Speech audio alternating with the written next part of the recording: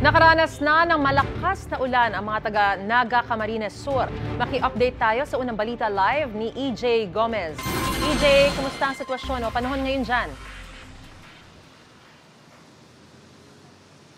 Mariz, nakaranas nga ng malakas na pagulan ang Naga City dito sa Camarines Sur kagabi hanggang madaling araw kanina. Dulot yan ng habagat na pinalalakas ng bagyong nasa labas ng bansa. Yung ilang residente na nakausap natin dito, nahirapan daw sa kanilang pagbiyahe at paghahanap buhay kahapon dahil sa malakas na ulan. Nakaranas ng malakas na ulan ang Naga City kahapon dahil sa southwest monsoon o habagat. Ayon sa Local Disaster Risk Reduction Management Office, sa 27 barangay, 7 ang laging binabaha sa tuwing may bagyo. Pero dahil hindi naman tuloy-tuloy ang malakas na ulan kagabi, wala naman daw naitalang pagbaha. Hindi rin naman daw tumaas ang antas ng tubig sa Naga River. Patuloy na minomonitor ang mga creeks sa flood-prone barangays kabilang ang Concepcion Pequeña, Villa Carangahan at Clupa.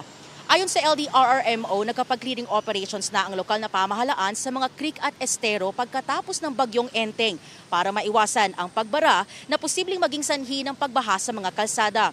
Dahil wala ng pagulan ngayong umaga, natuloy naman ang prosesyon para sa paglipat ng imahe ng Our Lady of Peña Francia sa Old Shrine and Parish ngayong pista ng Divino Rostro dito sa Naga City ngayong araw. Mari, sa mga puntong ito, wala ng pag-ulan. Pabalik-balik na lang na ambon pero nananatiling makulimlim dito sa Naga City. Bakas naman sa mga kalsada ang naranasan pa rin na pag-ulan mula kagabi hanggang kaninang madaling araw.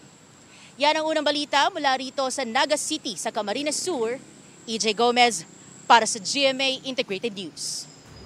Mga kapuso, para una ka sa mga balita, mag-subscribe sa GMA Integrated News sa YouTube. Sa mga kapuso abroad, subaybayan niyo po kami sa GMA Pinoy TV at sa www.gmanews.tv.